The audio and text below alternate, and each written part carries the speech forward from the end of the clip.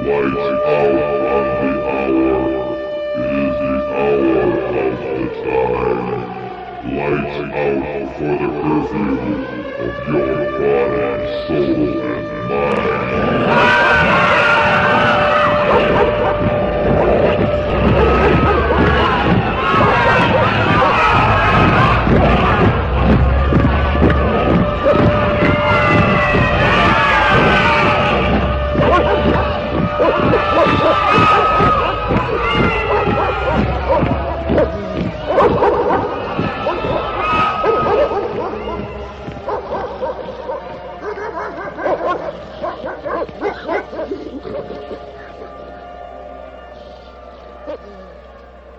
You're listening to The Hour of the Time. I'm your host, William Cooper. When I first saw the movie 2001, I was amazed, awed, to say the least. The entire scope of the movie was overpowering, and for most of the people of the world was completely baffling. Most people who saw that movie did not understand from beginning to end what it was that they had experienced, but they knew, everyone who saw it, knew that they had experienced something profound. That something had been communicated to the dark, deep recesses of their mind, which they did not understand, and indeed, which they were incapable of understanding. For you see, the movie was not meant for the profane, as most of us are called, by the adepts or the initiates or the priests of the mystery schools. For that movie was a message to those initiates who were well versed in the symbology and the mystery religion of an ancient religion that is practiced to this day in secret. Now I'm going to tell you the meaning of the symbology that you saw in the movie 2001, and then each and every listener should go to their local video rental store and watch the movie again from beginning to end. For it is the story of the entire human race according to the history of the mystery religion of ancient Babylon. Now, most people that I knew attributed what happened to some extraterrestrial force, and they were receiving the exoteric interpretation, or that which is meant for the profane, those who are not illumined and cannot understand what it is they are seeing. But for the initiated, what they witnessed was the creation of the world by God and the impartation of knowledge to man, the forbidden knowledge, by Lucifer through his agent Satan. For in the religion of the mystery schools, they believed that man was held prisoner in the Garden of Eden by an unjust and vindictive God, and that man was not told by this unjust and vindictive God that he could have the same powers. And man was set free from the bonds of ignorance by Lucifer through his agent Satan, and many believe that the two are the same, and that's okay because maybe they are. And that through the gift of intellect, man himself will become God. And then the story began of man's journey toward illumination. And everything in that movie was a symbol for something else.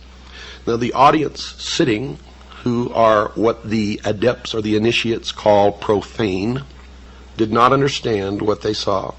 They thought that it was really about a journey into space by an astronaut or a group of astronauts, and the bad things that happened to some of them, and one survived, and none of them understood the significance of the obelisks, the monoliths, one on the moon, one in orbit around Jupiter, and the ultimate transformation of the astronaut into a giant fetus floating in space.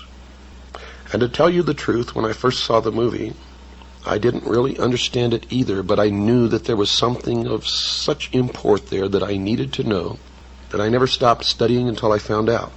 And of course, one discovery leads to another, and every time I answered a question, 100 more popped up, until I reached a point, dear listeners, where I realized that if I studied for the entire rest of my life, there's not enough time in my life to learn what it is that I need to know. But I have learned enough along the way to impart some of my knowledge to you, and maybe you can help me find the ultimate truth that all of us ultimately learn to look for. Although not all of us ever realize that we are looking, and most of us never even understand what it is that we are looking for, but some of us do understand that we are looking. The adepts or the initiates, the priesthood of the mystery school, believe that they have found it and that they know all of these things, and I'm not really sure that they do. But I know that many have been misled along this path and are worshiping the fallen angel that we know as Lucifer. Many believe that Lucifer and Satan are the same.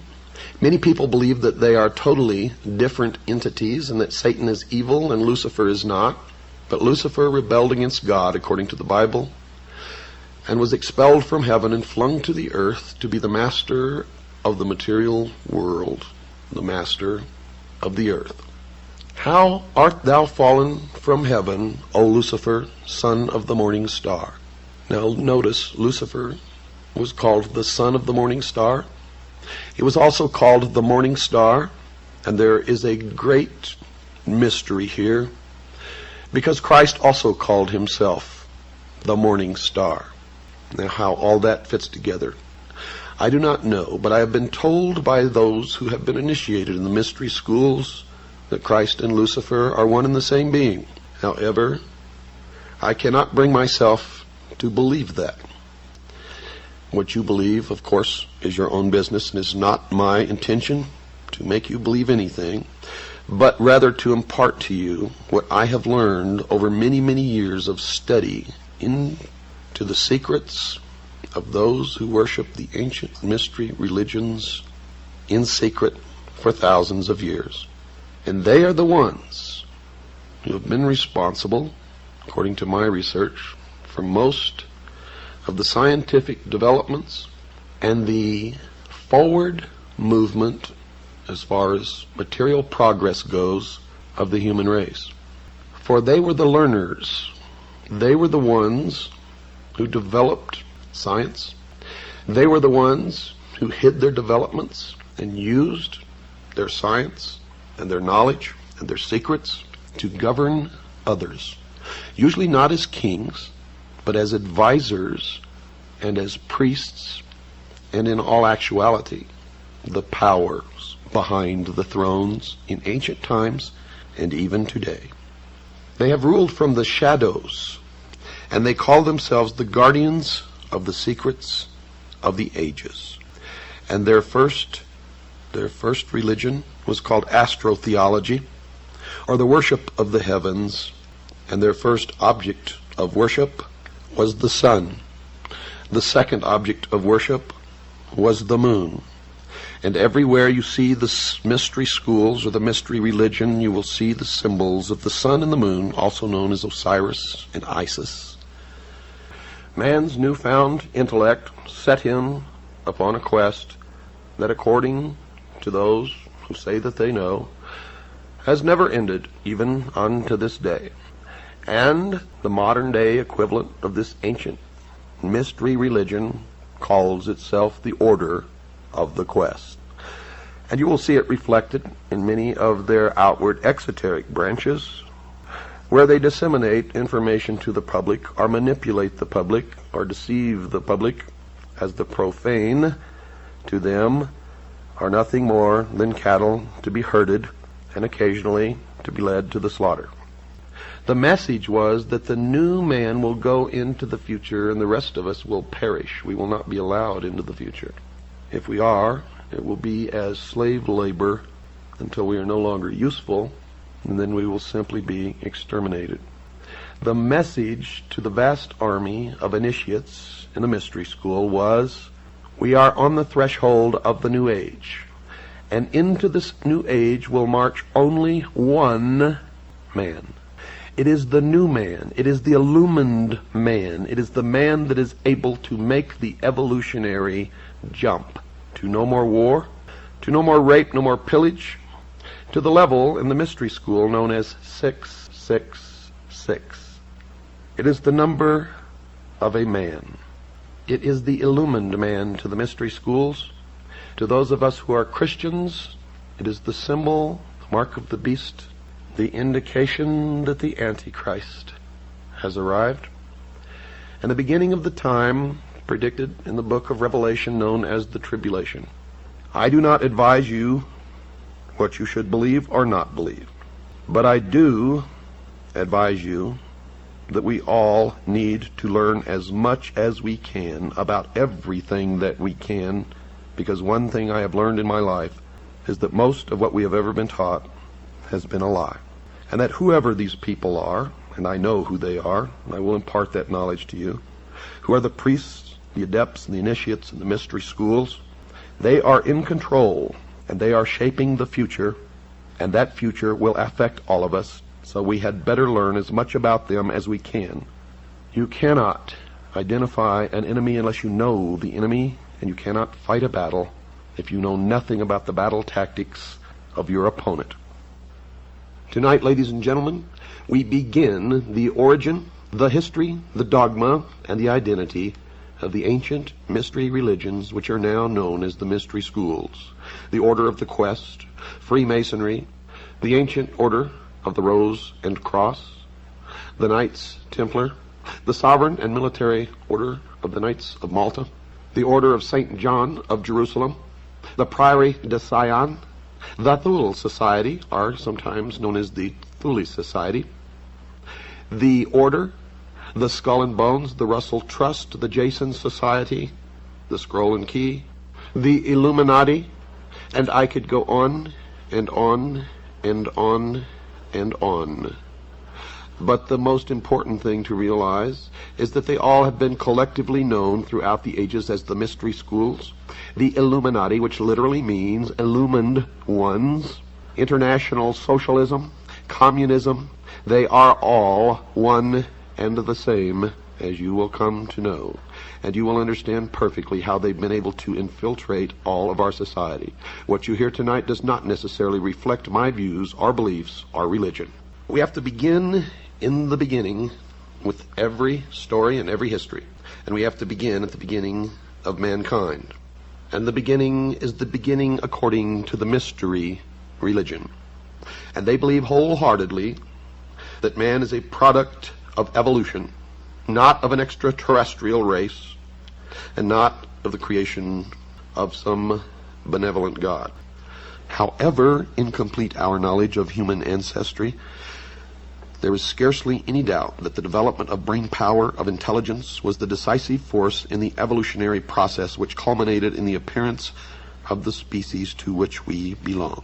Natural selection, they believe, has brought about the evolutionary trends towards increasing brain power, because brain power confers enormous adaptive advantages on its possessors. It is obviously brain power, not body power, which makes man by far the most successful biological species which living matter has produced. Even with man's new weapons and tools, it did not take him very long to decide that in this world the single greatest enemy to be feared was the darkness of night and all the unknown dangers that came with it. Simply stated, man's first enemy was darkness. Understanding this one fact alone, one can readily see why the greatest and most trustworthy friend the human race could ever have was, by far, heaven's greatest gift to the world, that glorious rising orb of day, the sun. And with this simple truth understood, we can now begin to unravel the most ancient and still the most successful religion upon the face of this earth. Its success lies in its ability to remain hidden from the rest of the people. But first, let me assure you folks that no people of the ancient world believed the sun to be God. In point of fact, every ancient culture and nation on earth have all used the sun as the most logically appropriate symbol to represent the glory of the unseen creator of the heavens. In the Old Testament it says, quote, "The heavens are declaring the glory of God," unquote. That's in Psalms 19, verse 1. In the Old Testament, quote, the Son of Righteousness will arise, unquote. Malachi chapter 4, verse 2. The ancient peoples reasoned that no one on earth could ever lay claim of ownership to the great orb of day. It must belong to the unseen creator of the universe. It became, figuratively speaking, not man's, but God's Son. Truly, God's Son was the light of the world. As I stated before, folks, in the dark, cold of night, man realized his utter vulnerability to the elements. Each night, mankind was forced to wait for the rising of the sun to chase away the physical and mental insecurity brought on by the darkness. Therefore, the morning sun focused man's attention on heavenly dependence for his frail, short existence on earth, and in doing so, it became the appropriate symbol of divine benevolence from heaven. For without the sun there was no light, there was no warmth, and nothing could grow or live upon the face of this earth. So just as a small fire brought limited light into man's own little world of darkness, likewise the great fire of day served the whole earth with its heavenly presence. For this reason it was said that the God of the Bible was a consuming fire in heaven, and so he was. It was accepted by all that man was bound to a life on earth, but the sky was the abode of God's Son. He resided up there in heaven. Ancient man saw in his male offspring his own image and likeness, and his own existence as a father was proved by the person of his son. It was assumed that God's Son was but a visible representative of the unseen Creator in heaven. So it was said, quote, when you have seen the Son, you have seen the Father, unquote. Said another way, quote, the Father is glorified in his Son, unquote. Ancient man, even with his limited intelligence at that time, had no problem understanding that all life on earth depended directly on life-giving energy from the sun. Consequently, all life was lost without the sun. It followed that God's Son was nothing less than man's Savior. Since energy from the sun gave life, and we sustained our very existence by taking energy in from our food, which came directly from God's Son, the sun must give up its life, supporting energy, so that we may continue to live. Now, I know that if you are intelligent out there listening, you are making some connections here. You see, the mystery schools believe that Christianity is a perversion of the mysteries. And while it was plainly true that our life came from and was sustained each day by our Savior, God's Son, it was and would be true only as long as the sun would return each morning. And our hope of salvation would be secure only in a risen Savior. For if he did not rise from his grave of darkness, all would be lost. All the world waited for his imminent return each morning. The Father would never leave us at the mercy of this world of darkness. The heavenly promise was surely that, quote, he would come again, unquote, to light our path and save those lost in the darkness. Logically, even if man himself died, as long as the sun comes up each day, life on earth will continue forever. Therefore, it was said in the ancient texts that everlasting life was the gift that the Father gives through his Son. For God so loved the world that he gave his only begotten Son, that we may have life everlasting on earth. And the ancient text did not mean for you personally, but on earth, everlasting life. That is the interpretation of the mystery schools. Since evil and harm lurked at every turn in the fearful dark of night, all evil or harmful deeds were naturally the works of darkness. And with the return of the sun each morning, man felt more secure in his world and therefore was at peace. Therefore, God's Son was, with his warm rays of hope, the great, quote, Prince of Peace, unquote. And of course, the reverse was equally true. The evil of night was ruled over by none other than, quote, the Prince of Darkness, unquote. Hence, evil is of the dark, or the devil. It was only a short step to see that the light of God's Son equated with righteousness and truth, and evil with darkness. From then on, it was simple to understand. Light was good, dark was bad. And the priests of the ancient mystery religion always followed the light. They always looked toward the east. They considered themselves to be illumined. That being true, then the great orb of day, God's Son, could rightly say of itself that, quote, I am the light and the truth, unquote. We should all, in their words, not mine, give thanks to the Father for sending us His Son, spelled S-U-N, in case some of you were getting confused. In every instance where I have mentioned the word Son, it has been in reference to the Son, S-U-N. For the peace and tranquility He brings to our life is even called solace. Solace is from the word solar, which means sun. Are you beginning to see the light? We now have before us two cosmic brothers, one very good and one very bad. One brings the truth to light with the light of truth. The other is the opposite, or in opposition to the light, the opposer, the prince of the world of darkness. It is at this point we come to Egypt. More than 3,000 years before Christianity began, the early morning sun Savior was pictured in Egypt as the newborn babe. The infant Savior's name was Horus. The early morning sun, our newborn babe, was pictured in two ways. The dove, known as the bringer of peace. The hawk, the god of war who punishes the enemies of God. Today in government we still use these terms, doves and hawks. And that's how powerful this hidden religion is that we use the terms of this religion even today and know it not. At daybreak, this wonderful newborn child is, of course, born again. Hallelujah. Horus is risen. That is what hallelujah means. Even today, when the sun comes up, we see it on the Horus risen or horizon. His life was also divided into 12 parts, or 12 Horus hours, the 12 signs of the zodiac.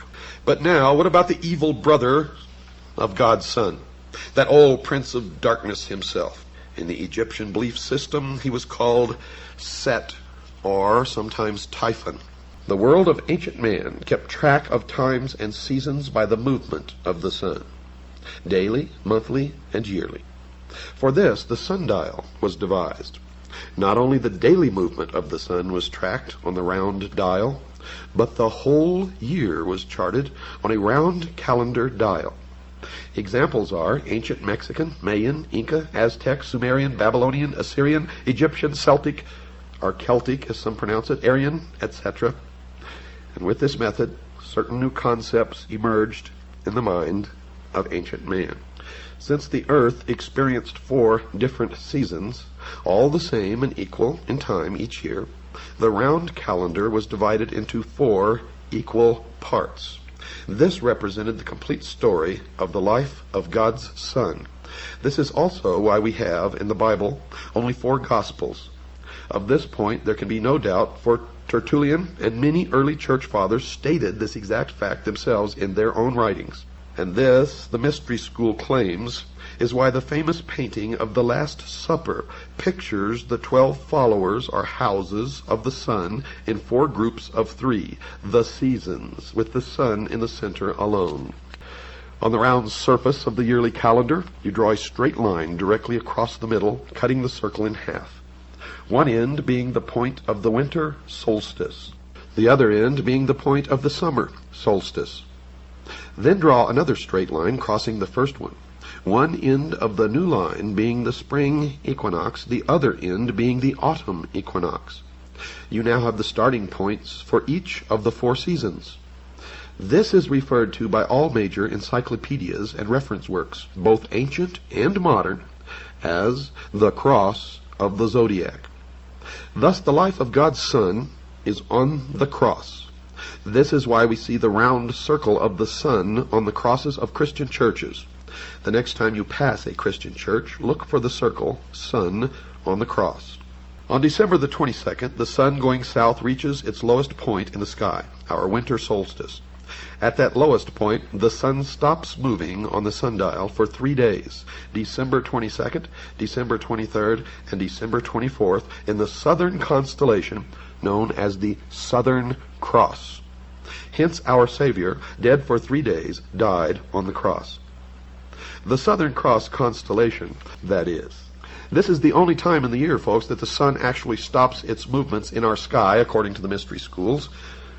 On the morning of December the 25th, the sun begins its annual journey back to us in the northern hemisphere, bringing, of course, our spring. Therefore, on December 25th, the sun is born again.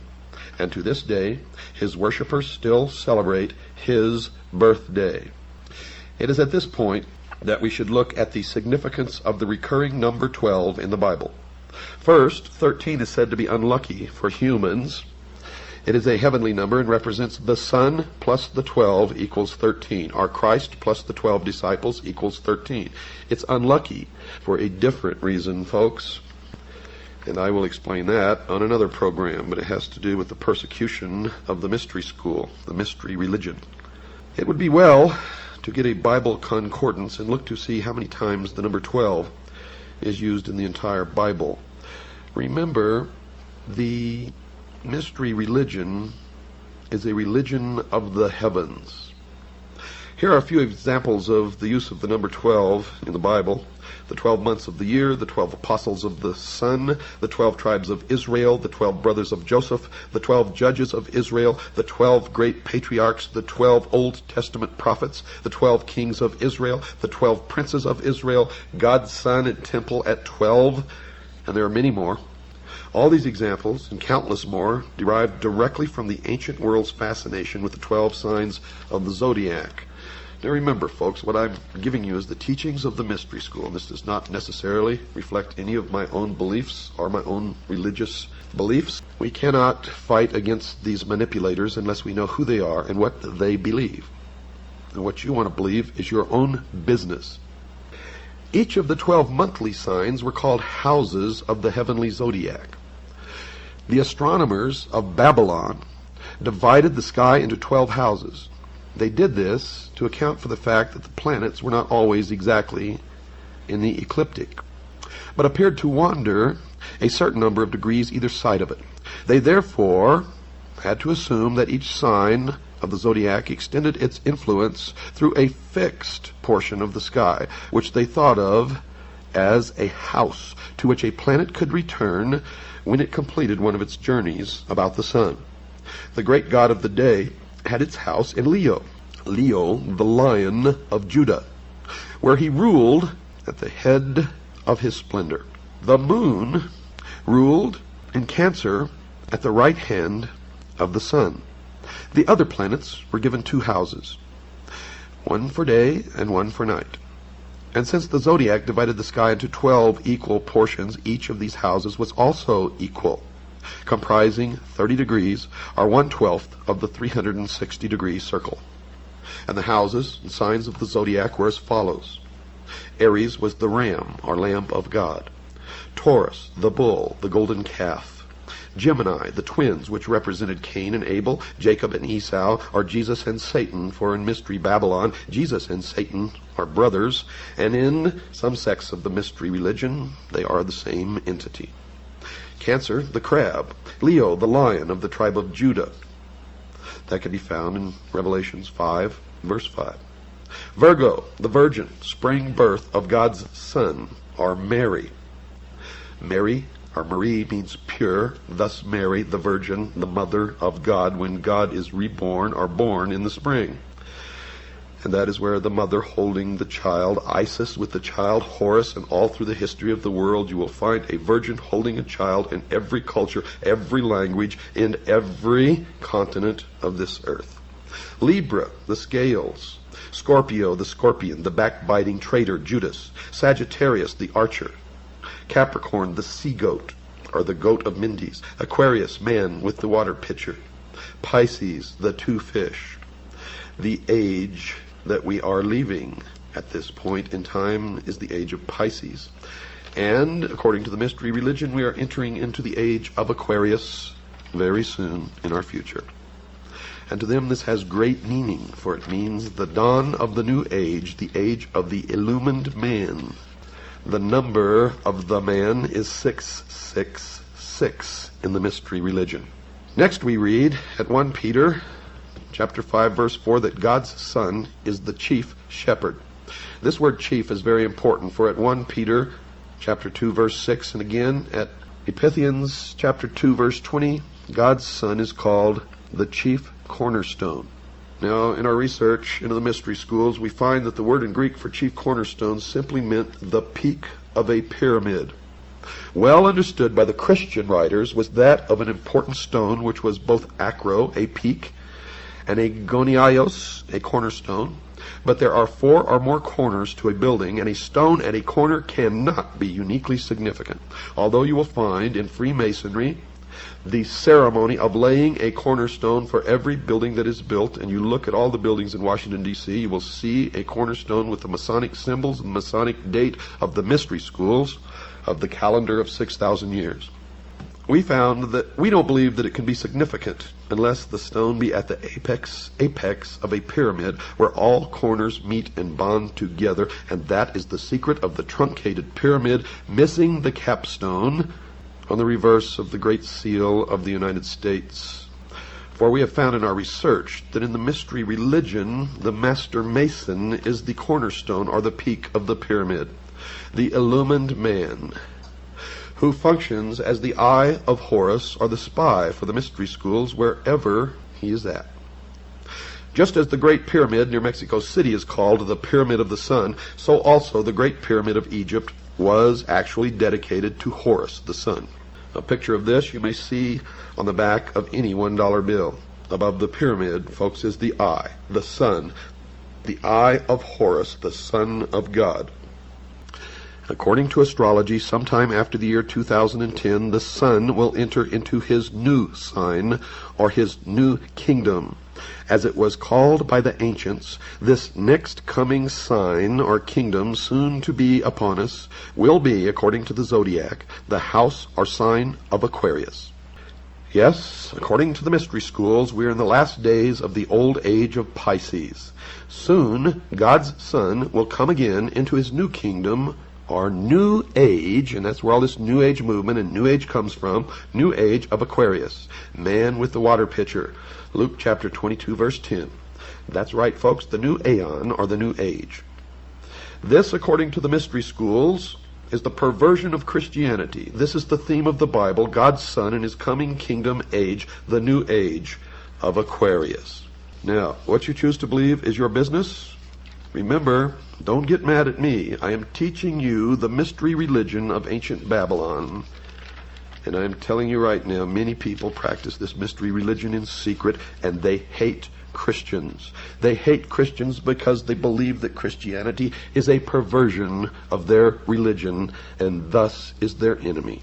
The sun enters each heavenly sign or house of the zodiac in what is called the 30th degree, and leaves at the 33rd degree. Thus God's Son is said by the ancients to begin his ministry at 30 and dies at 33. A Freemason is not told the truth of the object of his worship until he attains the 30th degree. And this is why the highest degree in Freemasonry is the 33rd degree, for no one can rise higher than the sun. When viewing the shimmering rays of sunlight on a body of water at dawn or sunset, one can still see today how God's Son walks on water. It was well understood by ancient man that our weather was caused and controlled by the sun. It was a simple fact that God's Son had the power to control storms at will. The ancient Egyptians taught that he did this as he rested in his heavenly boat while crossing the sky. Thus we read that God's Son quieted the tempest or great storm on the sea while in his boat. Which boat? The boat of Isis. Ra, the sun god, also known as Osiris, in the bark of millions of years in which he traversed the heavens, he wears on his head and accompanies a vast sun disk symbolizing his powers as Lord of the heavens. The boat formed of a serpent bears his eye, and the god is seated on a pedestal representing Mayet, the divine order. From the Egyptian records, we learned that the newborn son Horus was given the title the Logos, which means the Word. Egyptians further said the Word was made flesh and dwelt among us, and since we enjoy only one Son in heaven, he was said to be the only begotten of the Father. The Word was lost, and that story is told in the Osirian cycle of Isis, Osiris, and the child Horus. And you will learn that the symbol of the Word today is the obelisk, the monolith, the stone. It is also called the lost word of Freemasonry. Another interesting point not to be missed concerning Horus, later in Egyptian history he was given a second name, Isos, or Isis, meaning holder of the light. In ancient Egypt it was said that if you wanted to follow the life of God's Son and thereby live in the light of God's Word, or Logos, one would first have to leave his old ways of life to follow the sun face to the east. But before beginning this new life in the Word, one must die to the old way of life and be born again. George Bush, when asked at a press conference by a reporter if he was a Christian, Mr. Bush said this, quote, "If you're asking if I have been born again, the answer is yes," unquote. Your first birth was out of the water your mother formed you in. Because her water broke and your new life began, rebirth is symbolized by coming out of total immersion in water, or baptism, or being born again. These points here mentioned are just some of hundreds, if not thousands, of direct connections that can be made between the Judaic-Christian Bible story and the far more ancient original story. The purpose for drawing your attention to this literary plagiarism, according to the Mystery School, this is what they believe, is best stated by Alfred North Whitehead, who said, quote, "No lie can live forever," unquote. They hate Christians, they hate Christianity, and the first object is to destroy the Christian church and Christians, to wipe them off the face of the earth. If you are a Christian, you are in the greatest danger that you can even imagine at this moment, as the New World Order takes shape around you. In the most ancient Egyptian understanding of things, mankind was called the sheep of God. And the great orb of day, God's Son, was the overseer, or, in the exact words from the ancient Egyptian manuscript, the Good Shepherd. And we are his flock. All ancient kings thought of their people as sheep to be pastured, with themselves as the shepherd. Sheep are ideal followers, you see, for they do not think for themselves, but will blindly follow anyone without question, and that's why I call most people sheeple. It's truly admirable behavior for animals, but it is very, very unwise for humans. Sheep were born to be fleeced and have the wool pulled over their eyes, and are eventually always led to the slaughter. Lastly, they end up as a tasty meal eaten by their masters, and their skin, or their hide, or their wool is worn as an apron around a Freemason's waist. How about that? Isis was the patroness of the magical arts among the Egyptians.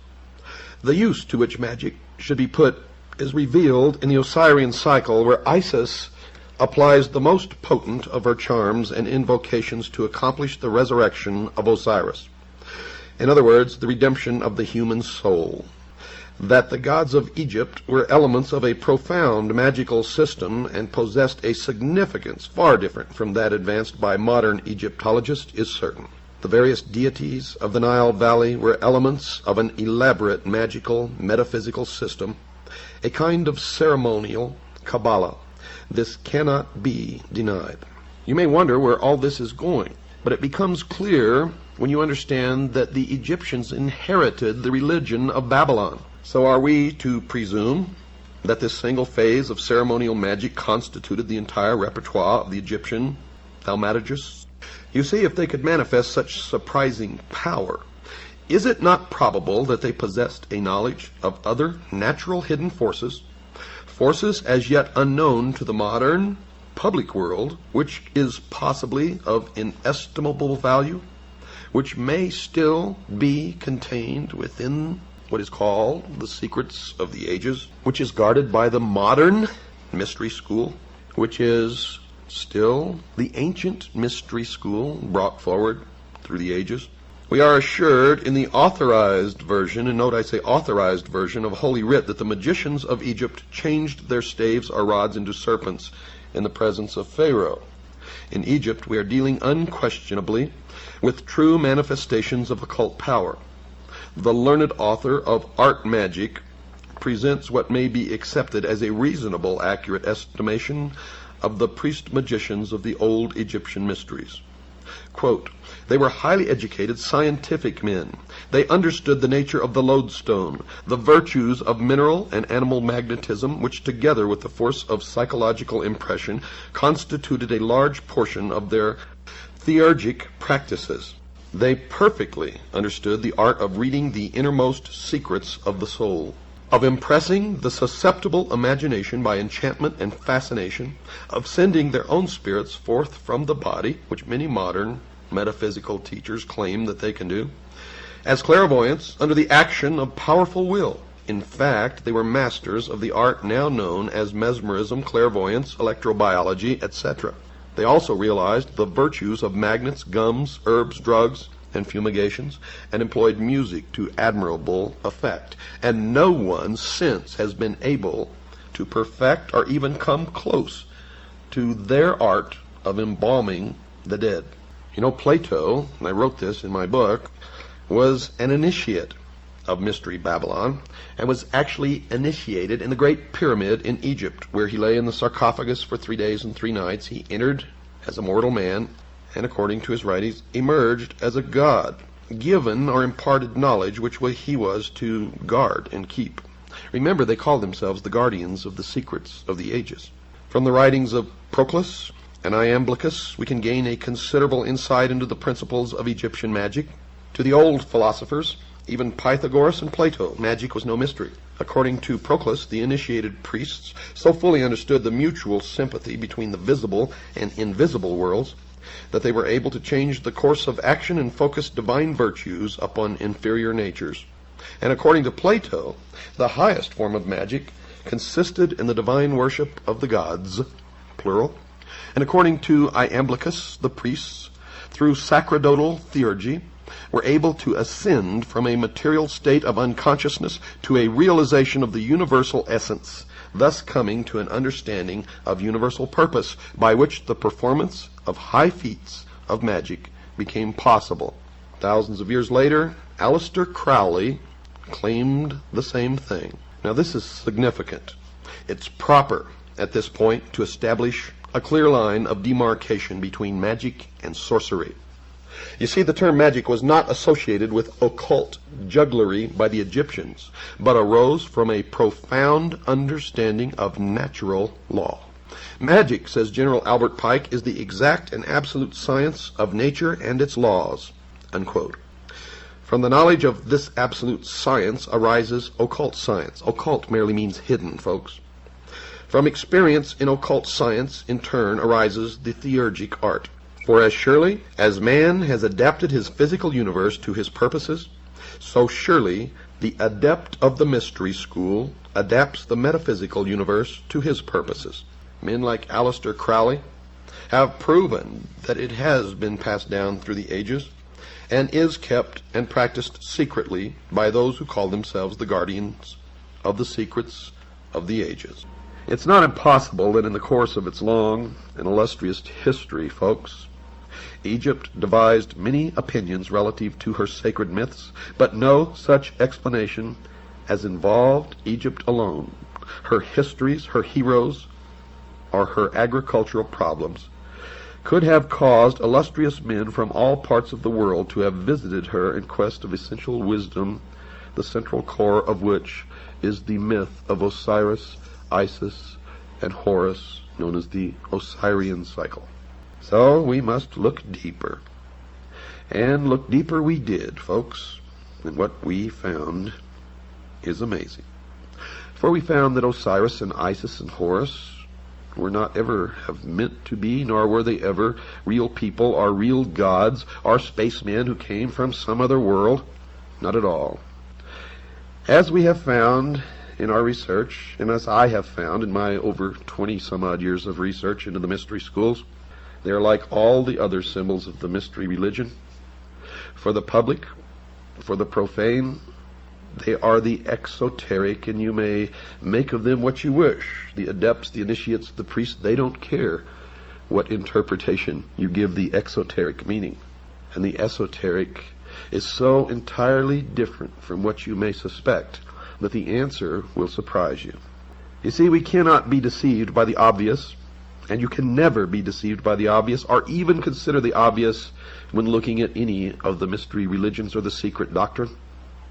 And we cannot allow ourselves to be misdirected by the evident subterfuges, the deceptions of these ancient priests who so carefully concealed their arcana from the uninitiated world that we, at this late time, may even doubt its existence. Yet now, today, it is thriving to the point that it controls all levels of our society, military, and government. The ignorant, the sheeple, even among the Egyptians, might derive their inspiration from the processionals and rituals of the state religion, but that's just for the sheeple. For those great philosophers who came from afar were in search of the highest form of human knowledge, the ancient arts, the secrets of the ages, and could not be satisfied by such outer show. Had these fables been but hollow and unsubstantial forms, Egypt would have been the ridicule of the wise, who would speedily have exposed her sham and reduced her vain pretense to a humble state. But this did not occur. You see, the initiates of her mysteries, returning to their own countries, not only felt themselves more than repaid for their hazardous journeys and long vigils, but furthermore, they became founders of distinguished systems of thinking, disseminators of useful knowledge, and in all cases bore witness to a broad and deep learning, and they always took with them a plan for the unfoldment of a world utopian government, which plan still exists today and is still being carried out in secret as the completion of the great work. Diodorus describes two famous columns erected near Nysa in Arabia, one to Isis and the other to Osiris. Now remember, Osiris and Isis never lived, they were not real people, and they were never gods. They are symbols for something much deeper. So when you listen to the interpretation of the inscriptions on the columns, the column to Isis bears this inscription, quote, "I am Isis, queen of this country. I was instructed by Mercury. No one can destroy the laws which I have established. I am the eldest daughter of Saturn, the most ancient of gods. I am the wife and sister of Osiris the king. I first made known to mortals the use of wheat. I am the mother of Horus the king. In my honor was the city of Bubastis built. Rejoice, O Egypt, rejoice, land that gave me birth," unquote. The column to Osiris bore these words, quote, "I am Osiris the king, who led my armies into all parts of the world, to the most thickly inhabited countries of India, the north, the Danube, and the ocean. I am the eldest son of Saturn. I was born of a brilliant and magnificent egg, and my substance is of the same nature as that which composes light. There is no place in the universe where I have not appeared, to bestow my benefits and make known my discoveries," unquote. And the rest of the inscription, of course, was destroyed. Now, while the inscription on the pillar or the obelisk in honor of Isis may be veiled, the inscription on the obelisk dedicated to Osiris is certainly not. He was born of a brilliant and magnificent egg, and his substance is of the same nature of that which composes light. There is no place in the universe where I have not appeared. Osiris, of course, was the sun. In examining Plutarch's treatise, the introductory remarks appear of special significance. Yet, folks, these remarks are wholly ignored by Egyptologists who are content to confine themselves entirely to the fable which constitutes the larger part of the writing.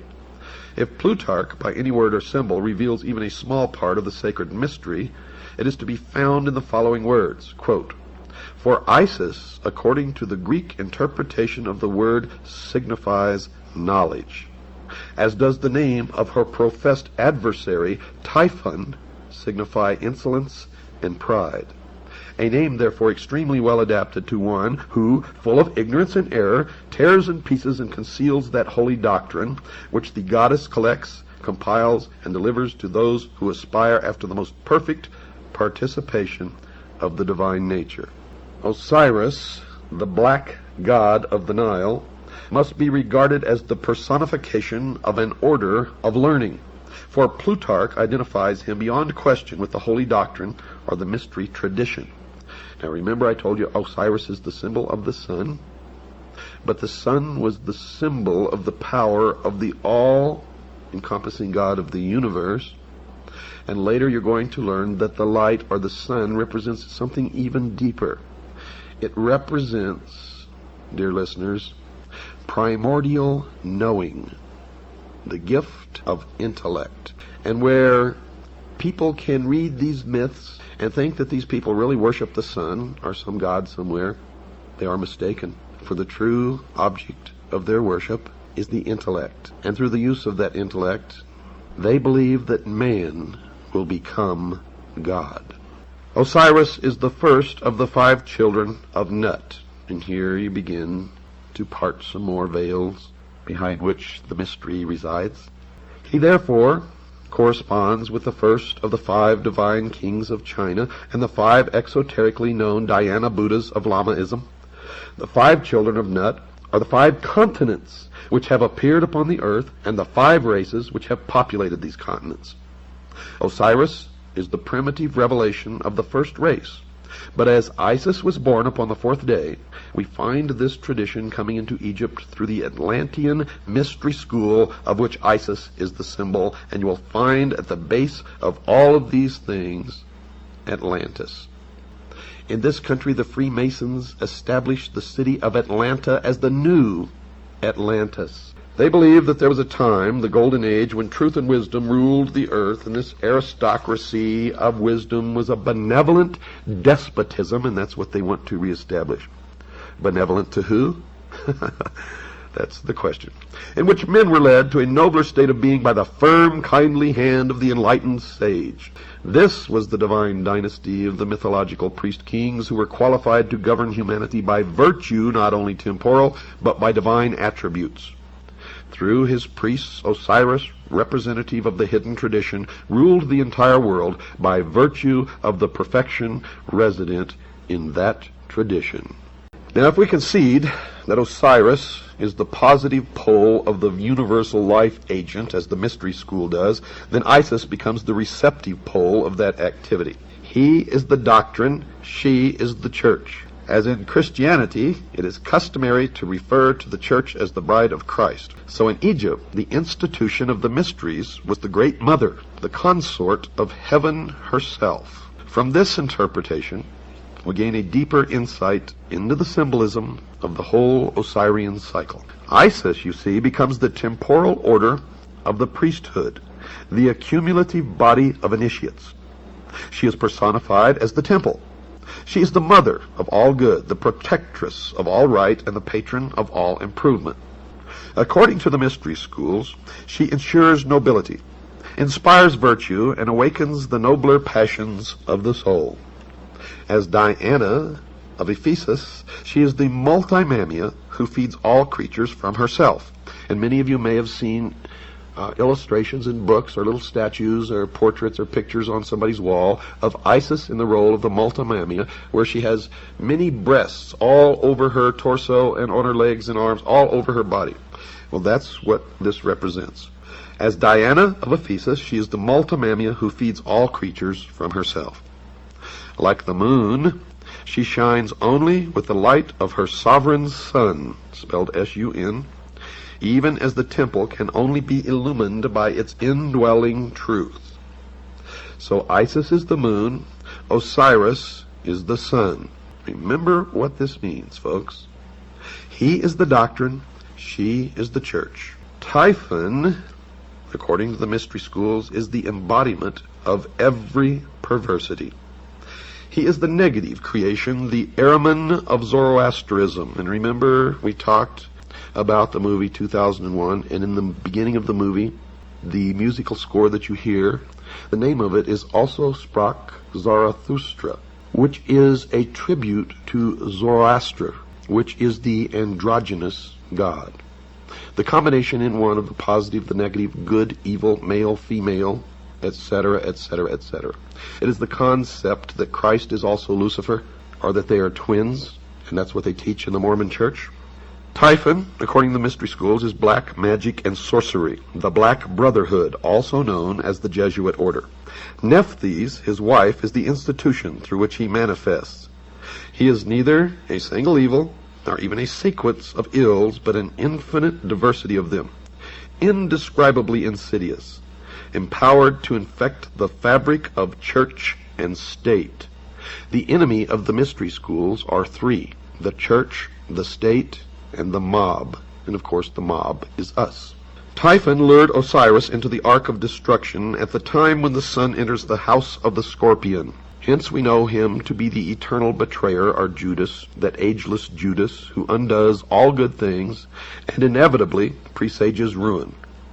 He is the power of the physical universe, which is constantly seeking to destroy the spiritual values locked within its substances. You will see that they have a talent for turning things around. Of all good things, Typhon is the opposer, according to the mystery schools, occupying the position of the eternal negative. This evil monster may well be generalized under the appellation of the adversary. In the initiation rites, he is also the tester, or the trier. Quote, "The Lord who is against us," unquote. According to the mystery religion, he is the personification of ambition, and ambition is the patron of ruin.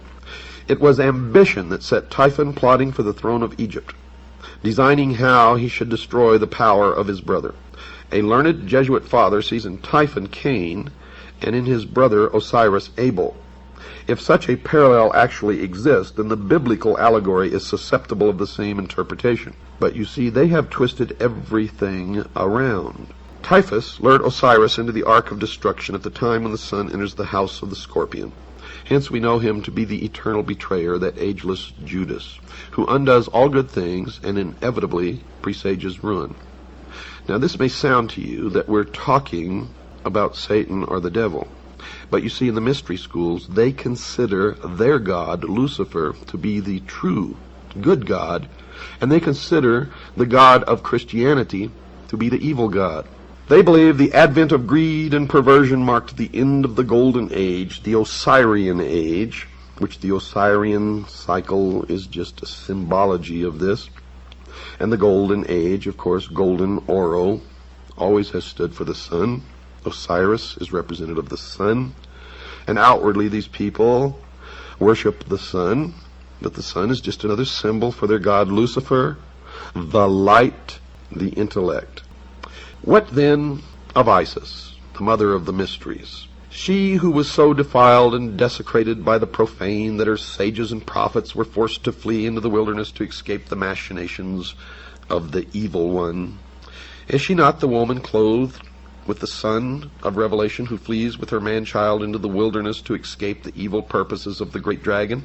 Well, folks, that's what the mystery school believes, but I can tell you that's not true. You see, the mystery school was the original college run by Nimrod in the city of Babylon. And the college was a college of priests who practiced the religion of the sun.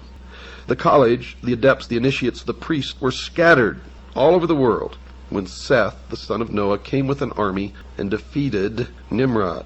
And this is where the legend really comes from, because Seth chopped Nimrod up into little pieces and scattered him all over the land. In the legend of the Osirian cycle, Osiris was chopped into 14 pieces.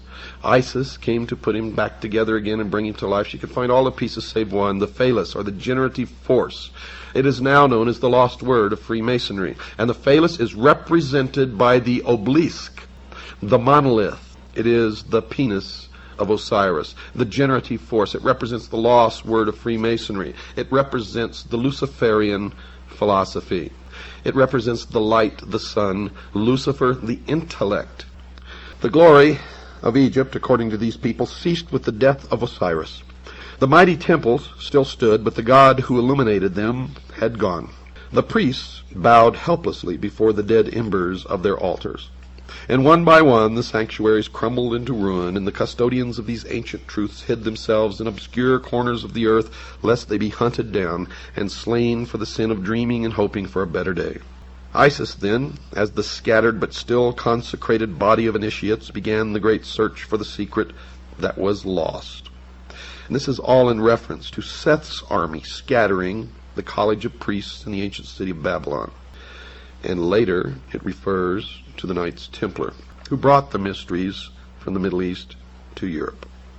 In the dark retreats of Islam, the Sufi explored the depths of nature. Among the Jews, the learned rabbins unraveled the intricate skein of Kabbalism. Among the Greeks, initiates rose to life through the nocturnal rituals of Eleusis. In India, neophytes were brought to the contemplation of the triple-headed Brahma at Elephanta and Ellora. Through the Middle Ages, the alchemists in their retreats explored the infinite chemistry of existence. The Illuminati sought the pearl of great price, and Rosicrucian adepts sought to recast the molten sea. All these together were but Isis, still searching for the members of her Lord. At last, according to the tradition, all these parts were restored again but one. But this one could not be returned. Now you understand why I tell you it's not the Jews, folks. If you're persecuting the Jews, you're making a big mistake. It is some of the Jews. It is some of the Catholics. It is some of the atheists. It is some of all of the people of all of the nations and races and religions of the world. And outwardly, if they attend a church in your neighborhood and profess to believe in that religion, it is a lie. It is how they gain influence and power in that community. For they worship one God and one God only in the temple without windows, the headquarters of which in this country is exactly 13 blocks from the White House. The Egyptian allegory tells us that the phallus of Osiris was swallowed by a fish. The significant force and the power in the age of Pisces was Christianity, and the fish actually refers to Christianity. Isis, the priesthood, with their initiatory process, had accomplished all that could be accomplished by natural philosophy. Therefore, recourse is again had to magic. The golden phallus is rendered alive by the secret processes rescued from the lost book of Thoth. Thus the divine power of Osiris is restored through the regeneration of man himself and the processes of initiation.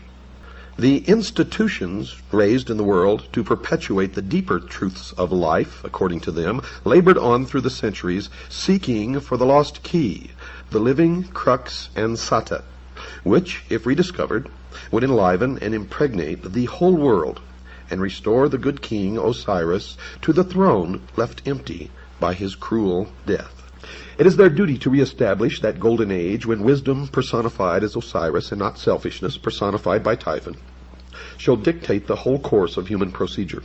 The day must ultimately come when the Horai, by virtue of their royal purpose, accomplish the consummation of the great work. The great work, folks, is the elevation of man to the illumined man, or 666, and the establishment of a one-world, totalitarian, socialist utopia on earth. The humanist religion issued a manifesto in 1933 stating its beliefs about the world in general. It took the following position about the need for the wealthy governments to share their wealth with the less fortunate nations. It is the moral obligation of the developed nations to provide, through an international authority, economic assistance to the developing portions of the globe. Now that is a lie, folks. It means that it's okay for some of us to lay back and do nothing and reap the rewards of the labor of others. That's socialism. That's what it's all about. Communism, socialism, it's the same. And these people, the worshippers of Mystery Babylon, are the original communists. They are international socialism. They invented it. Now the reason, folks, why these changes are necessary was explained by Manly P. Hall, perhaps the world's leading authority on esoteric words and language. He was a 33rd degree Freemason. He wrote in his book entitled Lectures on Ancient Philosophy, quote, "The time has not yet arrived when the average man is strong enough or wise enough to rule himself," unquote. And he explained who he considered worthy enough to rule those on the world considered by the experts to be incapable of governing themselves. He wrote this, quote, "Never will peace reign upon the earth until we are ruled by the fit." And who is the fit? Why, them, of course. The illumined, the priest of the mystery religion of Babylon.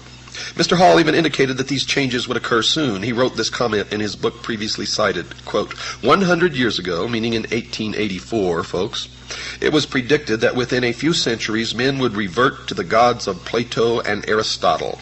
We may all look forward with eager anticipation to that nobler day when the gods of philosophy once more shall rule the world, unquote. Aldous Huxley, in his book called Brave New World Revisited, quotes a character called the Grand Inquisitor in one of Fyodor Mikhailovich Dostoevsky's parables as saying this, quote, in the end they, the people, will lay their freedom at our, the controller's feet, and say to us, make us your slaves, but feed us, unquote. The goal of a one-world government, folks, is not a new thought. One of the earliest formal organizations that supported the concept of that goal was the Illuminati, founded on May 1st, 1776 by Adam Weishaupt, a Jesuit priest, a professor at Ingolstadt University, a Jesuit university, a teacher of canon law. Professor Weishaupt was quoted as saying this, quote, it is necessary to establish a universal regime and empire over the whole world, unquote. Now let me tell you the truth about the Illuminati. Adam Weishaupt did not establish the Illuminati, nor did the Illuminati die with Adam Weishaupt. A more modern organization that supports the coming changes is the Masonic order called simply the Freemasons, or for short, the Masons. Has nothing to do with bricklayers, folks. The term originally comes from the French, Free-Mason, which literally means the sons of light. Albert Pike, and you're going to hear an awful lot about Albert Pike during this series, the sovereign grand commander of the Scottish Rite of Freemasonry here in the United States from 1850 to 1891, the man who founded the Ku Klux Klan and B'nai B'rith, wrote a book entitled Morals and Dogma. And when and if you can find that book, don't pass it up, buy it and read it. So the outsider can know that whenever Mr. Pike speaks, he speaks with authority and knowledge. He is perhaps the greatest Masonic writer of all time, and I would add next to Manly P. Hall. His book is given to each Scottish Rite Southern Jurisdiction Freemason who is asked to read it. There seems to be a difference of opinion as to whether or not this book is still required reading for each Scottish Rite Mason.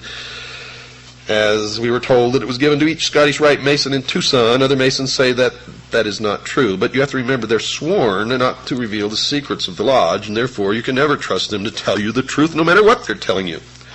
But in this book, Morals and Dogma, Pike informs the new Mason about the moral teachings of the Masonic Lodge.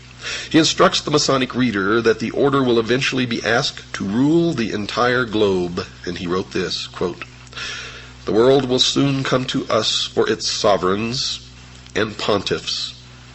We shall constitute the equilibrium of the universe and be rulers over the masters of the world, unquote. He wrote this supportive statement in a book entitled Legenda, quote, and thus the warfare against the powers of evil that crushed the order of the temple goes steadily on, and freedom marches ever onward toward the conquest of the world, unquote. Reference to the order of the temple is reference to the Knights Templars, who were destroyed in concert by King Philip of France and Pope Clement V. And the powers of evil referred to in this paragraph is the Christian church, the Christian religion, Christianity as a whole. The major worldwide movement that champions a one-world government, folks, under a religious leader is a new phenomenon occurring worldwide called the New Age movement, a creation of Freemasonry. The newspaper put out by the Scottish Rite of Freemasonry is called the New Age. The new religion has a series of leaders. One is a woman named Alice Bailey, a prolific writer on the subject of the New Age. She was the founder of an organization called the Arcane School, one of the major Lucis Trust divisions. The Lucis Trust was a major publisher of books supporting the religion and published a newsletter or newspaper called Lucifer. In her book entitled The Externalization of the Hierarchy, she told her readers who the organizations were that were going to bring the New Age religion to the world, and she identified them as being, quote, the three main channels through which the preparation for the New Age is going on might be regarded as the church, the Masonic fraternity, and the educational field. There are numerous works by other writers, lecturers, researchers, exposing the involvement of the church in the educational field in the New Age movement and in the New World Order. So I'm not going to attempt to duplicate those efforts. However, only a few are aware of the involvement of the Freemasons, and that is why I have chosen to concentrate on that organization, Mystery Babylon. And the reason I'm concentrating on that organization is because it is their members who have infiltrated the church and the educational field who control those other two organizations. So really there's only one organization that needs to be dealt with, and that is Freemasonry. Henry Clausen, the past Sovereign Grand Commander, the equivalent of their president of the Scottish Rite of Freemasonry, has been quoted as saying this, quote, "We look towards a transforming into a new age using, however, the insight and wisdom of the ancient mystics," unquote. The Masons claim that the things that they believe in are as old as the ancient civilizations. They also claim that these mystics, the ancient philosophers, had the wisdom of all ages and that somehow this knowledge has become lost through the centuries.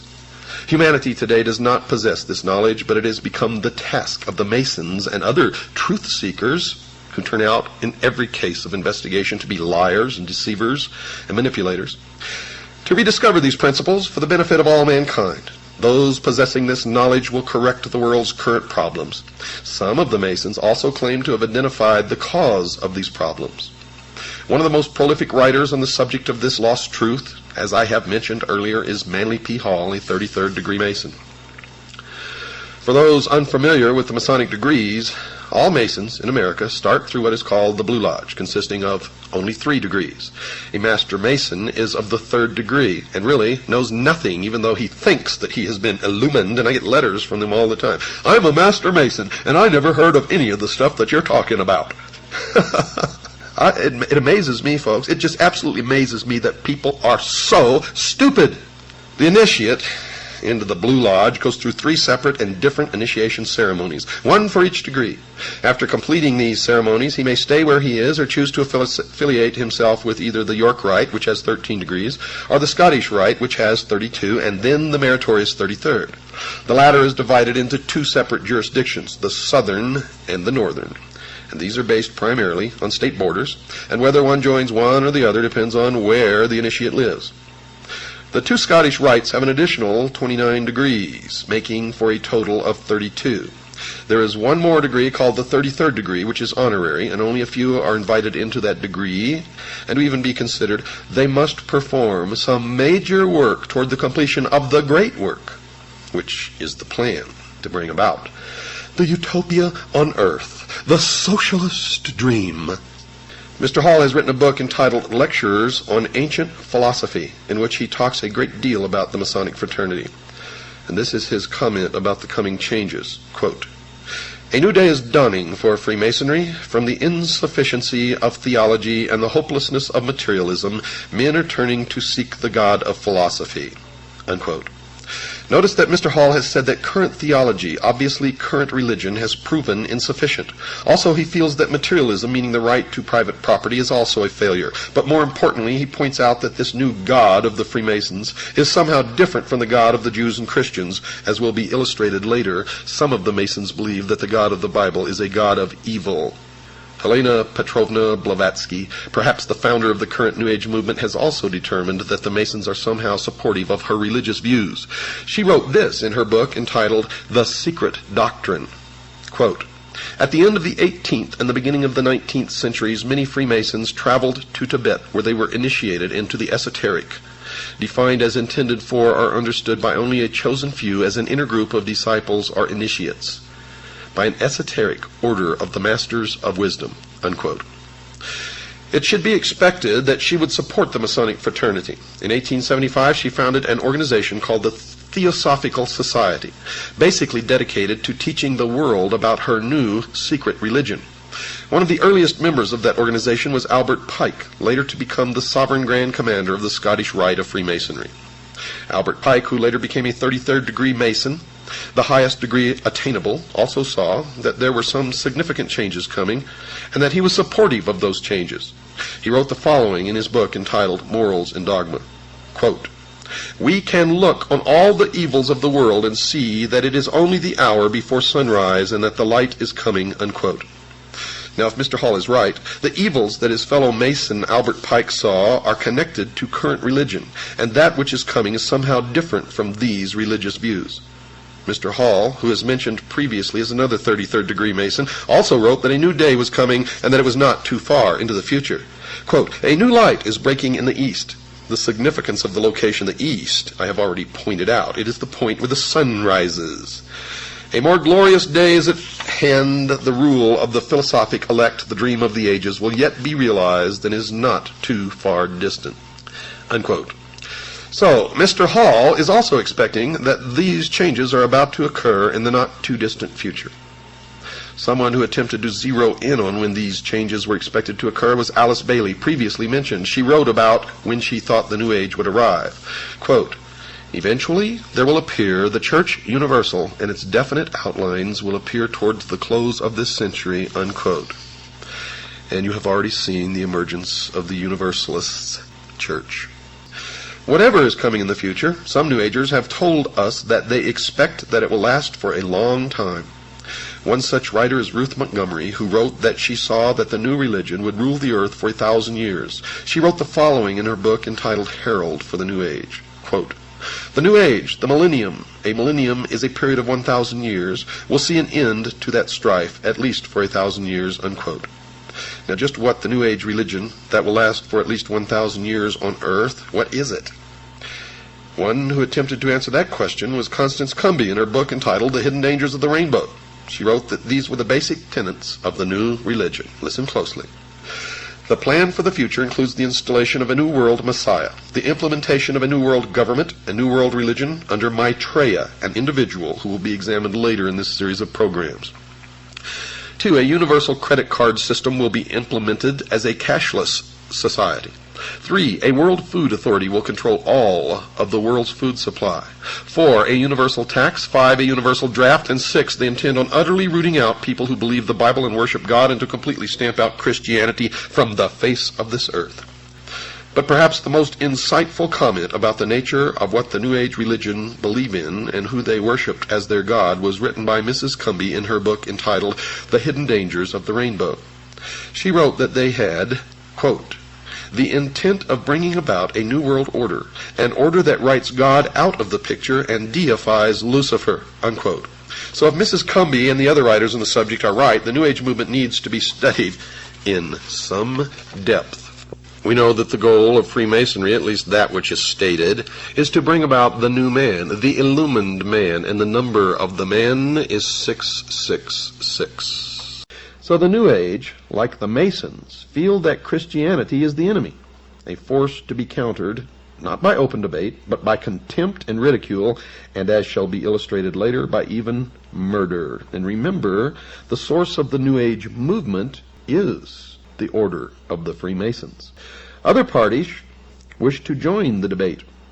In 1911, the Socialist Party of Great Britain published a pamphlet entitled Socialism and Religion, in which they placed their position about religion into the arena. Quote, "It is therefore a profound truth that socialism is the natural enemy of religion. A Christian socialist is in fact an anti-socialist. Christianity is the antithesis of socialism," unquote. So the socialist, the New Ager, and the Mason have declared war on the Christians.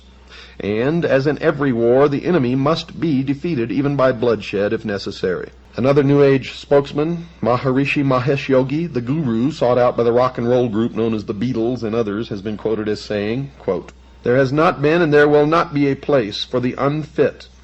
The fit will lead, and if the unfit are not coming along, if they will not accept the New Age religion, there is no place for them. In the age of enlightenment, there is no place for ignorant people. Non-existence of the unfit has been the law of nature," unquote. To show that the New Agers are talking about the physical death of the enemy, one must only search the writings of other New Agers. Another believer to write on the subject of the destruction of those who will not accept the new religion was Ruth Montgomery, and she has been quoted as saying in a transcribed interview carried by a magazine called Magical Blend, quote, "Millions will survive and millions won't. Those who won't will go into the spirit state because there is truly no death," unquote. Estimates of the number to perish have been made by some New Agers. One who has made such an estimate is John Randolph Price, who was quoted by Tex Mars in his book about the New Age, and he said that, quote, "John Randolph Price was told by his spirit guide that up to 2.5 billion might perish in the coming chaos," unquote. Channeling is one of the strange activities occurring inside the New Age religion. I've witnessed this, and I can tell you most channelers are just con artists who are taking the money of those who pay to hear this channeling. Some of the believers claim that they have the ability to call forth the deceased spirit of someone who lived many years before. Quite often, these spirits claim to be the ascended masters, those who have gone on to discover the eternal truths of all creation. One such believer who claimed to be in touch with a master was Alice Bailey, previously mentioned. Her spirit called himself Joal Cool, and she claimed he spoke through her, saying, quote, "Death is not a disaster to be feared. The work of the destroyer is not really cruel or undesirable. Therefore there is much destruction permitted by the custodians of the plan, and much evil turned into good," unquote.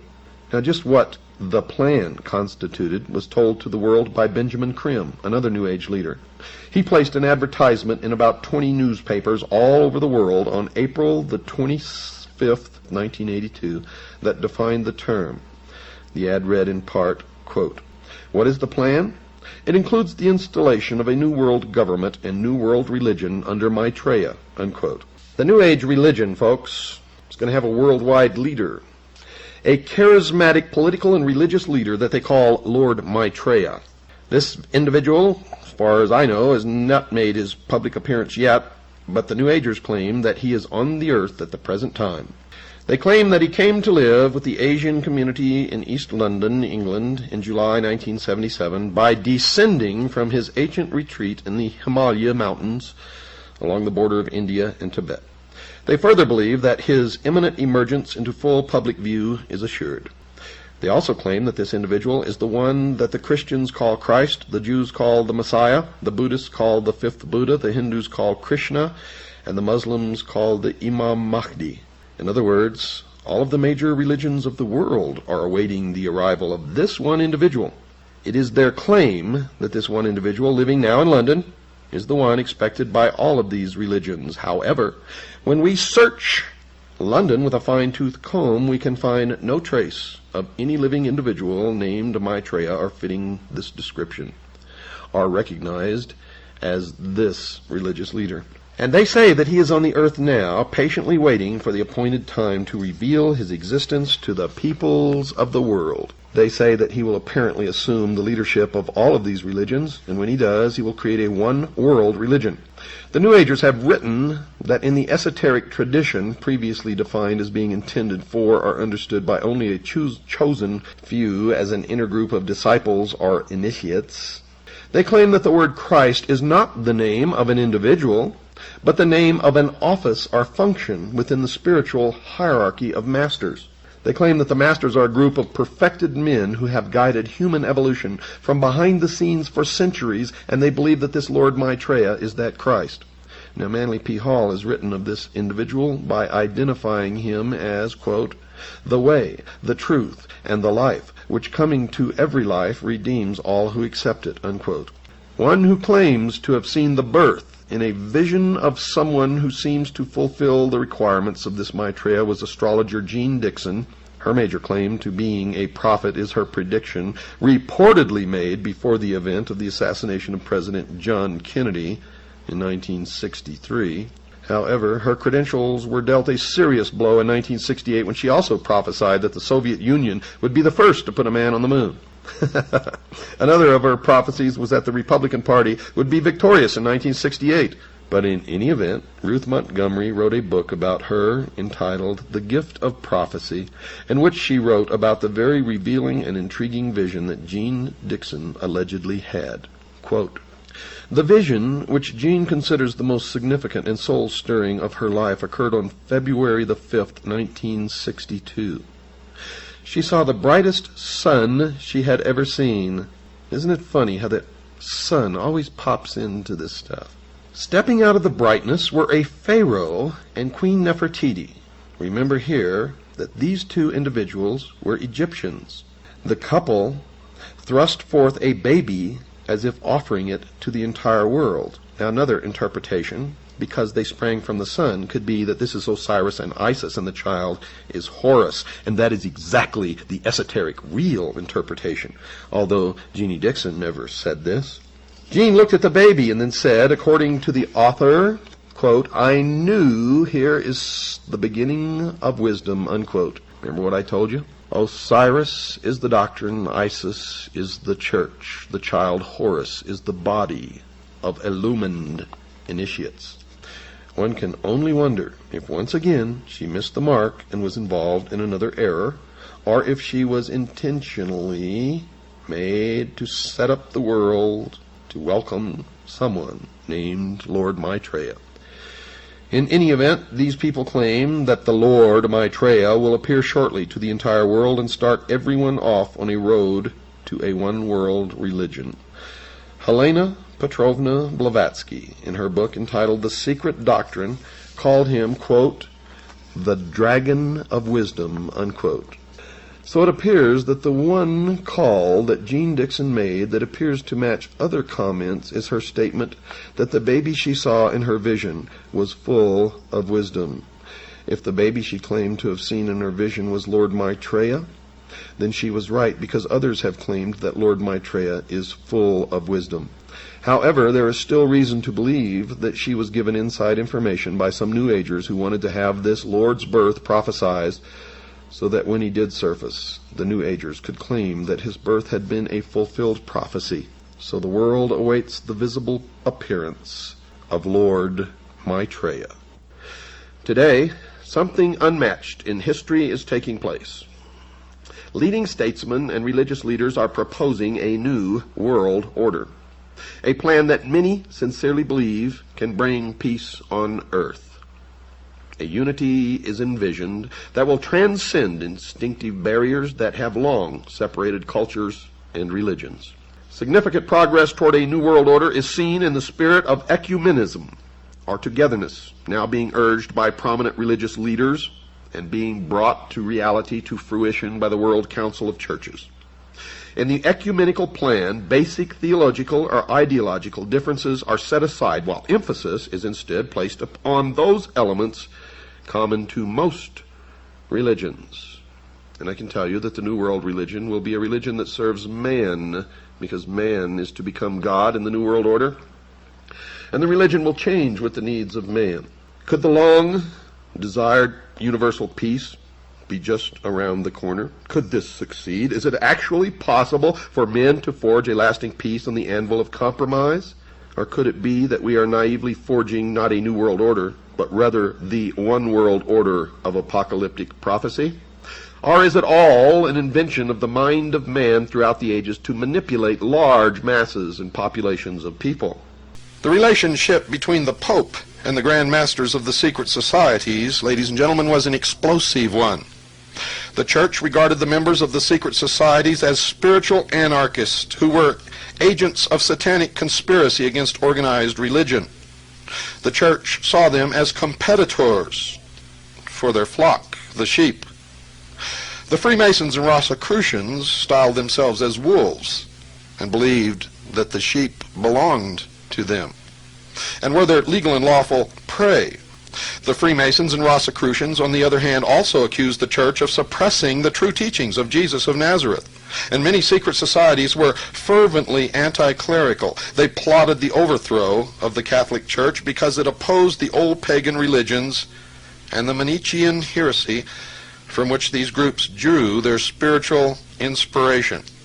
Ah, if they only knew that the Catholic Church had already done it long ago. And that's why they feared the secret societies as competitors.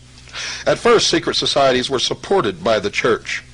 When the Vatican perceived the secret societies to be a political and ideological threat to the Church, the climate of suspicious tolerance began to change, culminating with King Philip of France wiping out the order of the Knights Templar in the 14th century.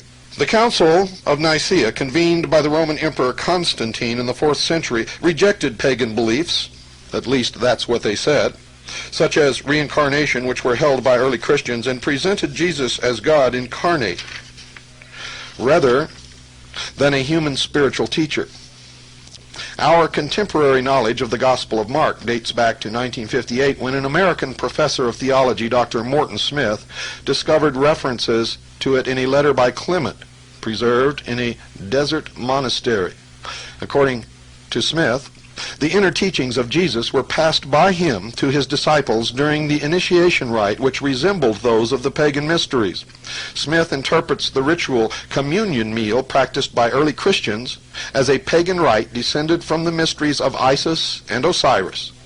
It was this esoteric interpretation of Christianity which was accepted by the medieval secret societies rather than the version offered by the church.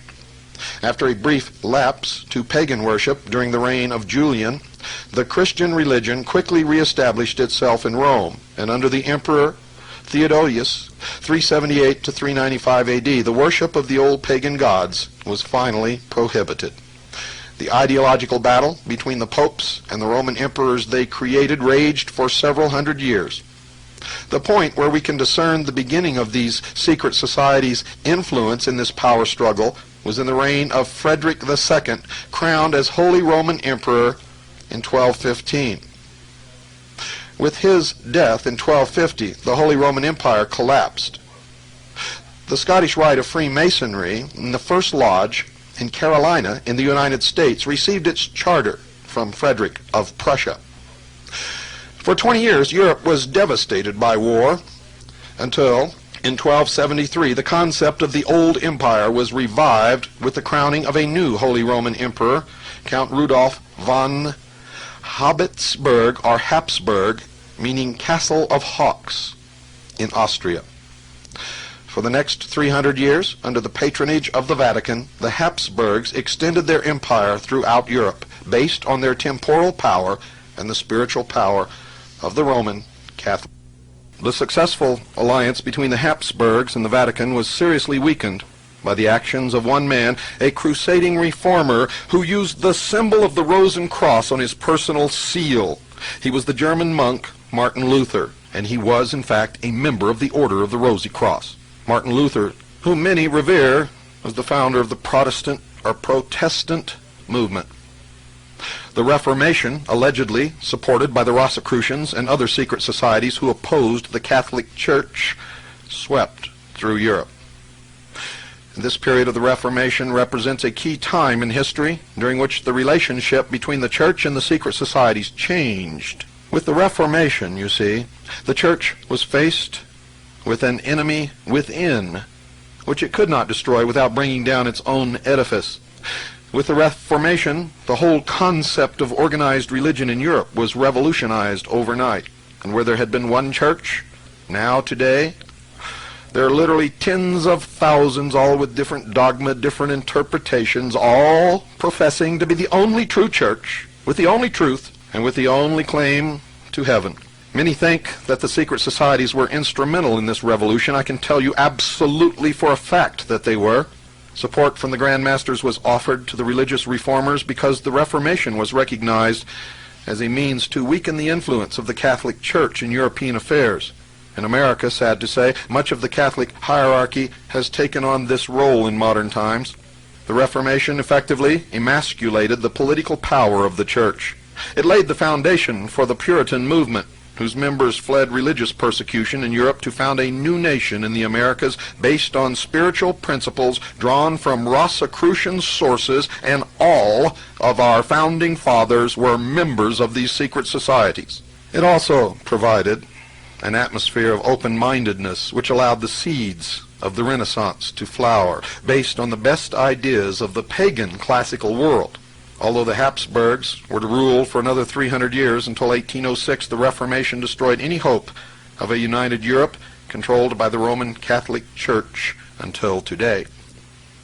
Above everything else, the religious reforms of the 16th century marked the beginning of the period when the Church became determined to exterminate the secret societies which had weakened its power base. I'm not aware that the Vatican has changed its policy one iota from this. In fact, its determination has doubled over the past 150 years, even though today the secret societies flourish in America, and with only a wink from the American Catholic Church bishops. In fact, the Jesuit Society was formed to combat this from another secret order of Illuminati, or the Ilumbrados, in Spain. The head of this group was Ignatius Loyola, who was in fact arrested by the Inquisition. He used his influence with powerful people to gain an audience with the Pope. He went in on his knees and walked out on his 2 legs with a papal bull, granting him immunity from prosecution, from the Inquisition, from any king, queen, country, or law, save one, the Pope. And he was to found a new order, the Society of Jesus, now known as the Jesuits. Above everything else, the religious reforms of the 16th century marked the beginning of the period when the Church became determined to exterminate the secret societies, which had weakened its power base. The secret societies, though they claim to follow the precepts of Jesus Christ, actually provide an alternative version of spirituality to their followers. They deny the divinity of Jesus Christ. They deny that he was the Son of God, or was in actuality the incarnated God upon this earth, that he died, or that he was resurrected, or that he sits upon the right hand of the throne of God. Instead, he has become an ascended master, a teacher, and Christ has become an office which anyone can attain. You too can become a Christ in the New World Order. They actually provide this alternative version of spirituality, and it is the foundation of what you know today as the New Age movement. They alleged that the Church had deliberately subverted the teachings of Jesus and teach that there are other sources of spiritual knowledge which are as valid as Christian belief and predated it by thousands of years. It has often been claimed that the ultimate objective of the secret societies was to infiltrate the Vatican and place their own man on the throne. Some modern critics of the Roman Catholic Church, especially those with ultra-traditionalist views, have seen in the liberalization of the Church in recent years proof that its hierarchy has been penetrated at the highest levels by agents of the secret societies who are working for its eventual downfall. At the celebrations in honor of St. Francis of Assisi in 1986, which stressed the unity of all religions, the Pope participated in a multi-religious prayer for world peace. Traditionalists were horrified to see the pontiff happily share a platform with a Tibetan Lama, a Hindu Swami, a Native American medicine man, a Jewish rabbi, and a Maori high priest. It was noted that the unity of all the world's religions and the recognition that they all derived from the same ancient source is the central philosophy of the secret societies. It is the goal of the World Council of Religions. It was the message of Pope John Paul II in Denver, Colorado, and he replaced the last pope who tried to be a good pope. He was murdered after exactly 33 days in office. The mystery religion of Babylon, ladies and gentlemen, has been symbolically described in the last book of the Bible as a woman arrayed in purple and scarlet color and decked with gold and precious stones and pearls, having a golden cup in her hand full of abominations and filthiness of her fornication. And upon her forehead was a name written, Mystery, Babylon the Great, the mother of harlots and abominations of the earth. And that's from Revelations chapter 17, verses 1 through 6. When the Bible, ladies and gentlemen, uses symbolic language, a, quote, woman, unquote, can often symbolize a church. The true church, for example, is likened to a bride, a chaste virgin, a woman without spot or blemish. Check Ephesians chapter 5, verse 27, and Revelations chapter 19, verses 7 and 8. But in striking contrast to the true church, the woman of the text is spoken of as an unclean woman, a defiled woman, a harlot. If it is correct to apply this symbolism to a church system, ladies and gentlemen, then it becomes clear that only a defiled and fallen church could be meant. In big capital letters, the Bible calls her, quote, Mystery Babylon, unquote. The true church. It doesn't exist anywhere today except in small pockets of individuals who meet with each other in Christ's name. All of these organized religions have bastardized the teachings of Christ, have corrupted the teachings of Jesus, and most of them are helping to lead you into slavery in the New World Order. In those days, great signs and wonders were performed as God confirmed His word with signs following true Christianity, ladies and gentlemen, anointed by the Holy Spirit, swept the world like a prairie fire. Nothing could stop it. No matter how many Christians the emperor crucified, no matter how many Christians were thrown to the animals in the Roman circus, 100-fold sprang up to take their place. This movement encircled the mountains and crossed the oceans. It made kings tremble and tyrants fearful.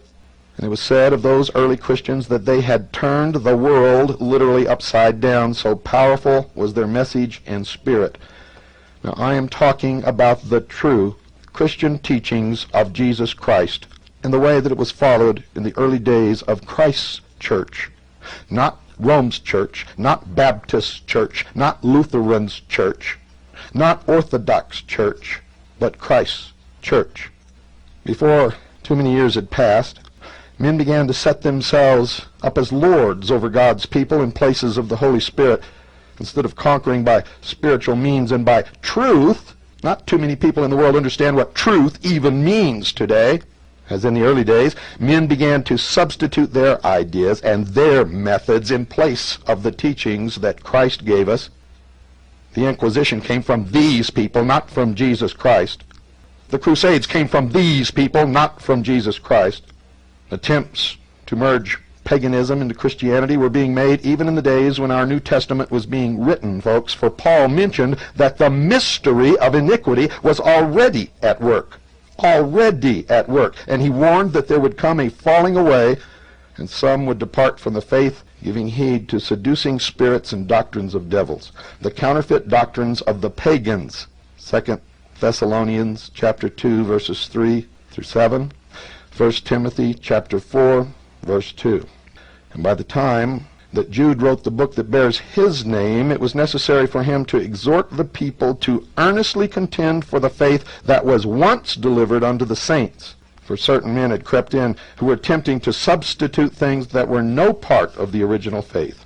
Check Jude chapter 1, verses 3 and 4. Christianity, folks, came face to face with the Babylonian paganism in its various forms that had been established in the Roman Empire. The early Christians refused to have anything to do with its customs and beliefs.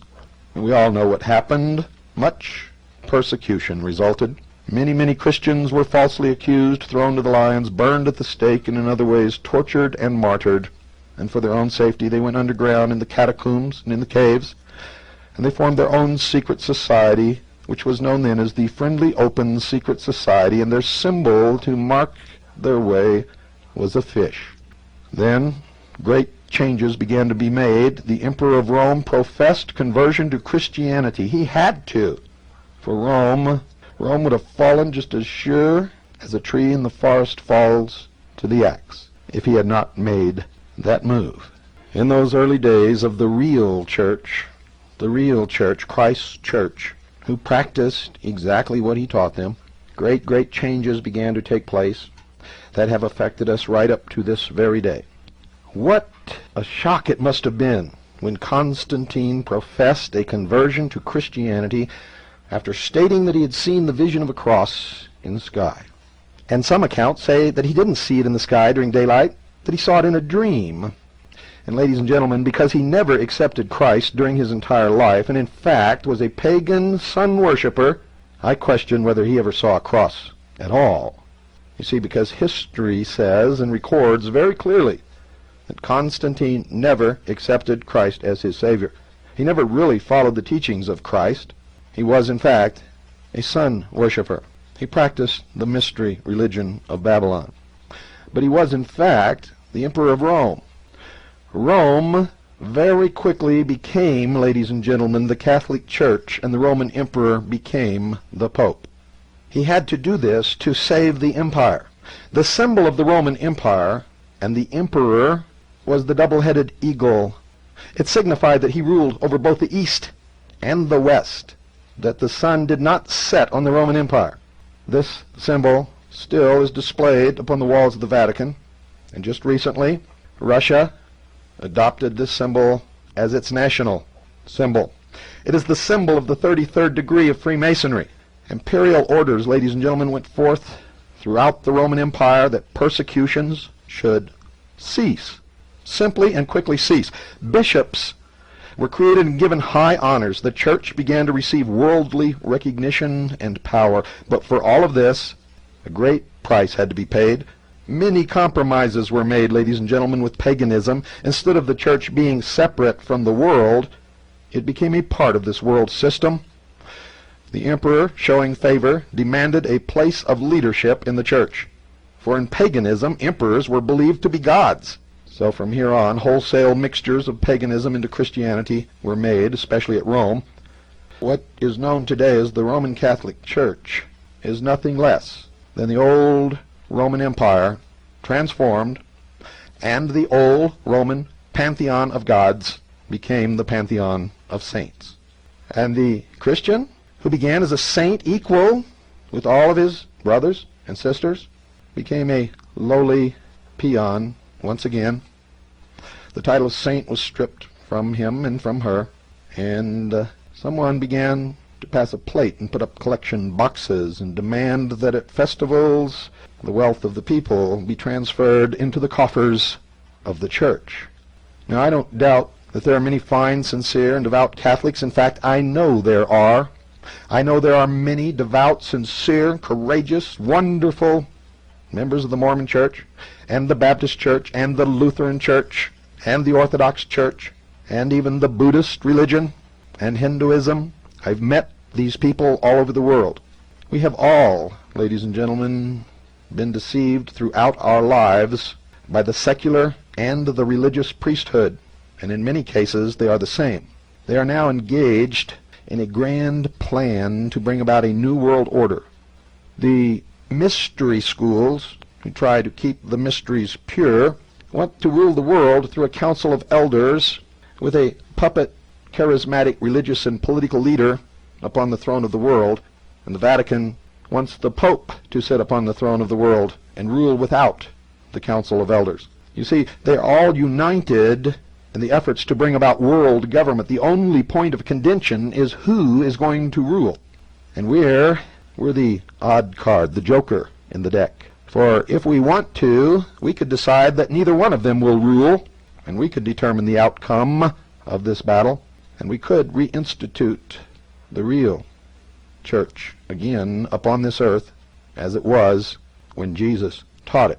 He did not teach us to war against our neighbor. He did not teach us to condemn or judge our neighbor. In fact, the commandment was, "Judge not, lest ye shall be judged." When Jesus spoke to a crowd and someone walked away from the crowd, he did not chase them down the road and try to stuff his teachings down their throat.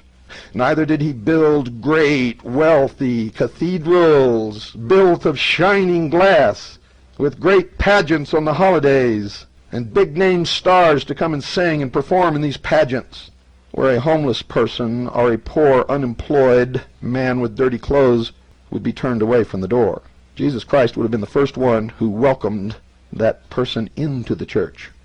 And if you will look at the people that he habitually associated with, whose homes he slept in, who became his disciples, you will understand that those today who call themselves Christians do not even know the meaning of the word.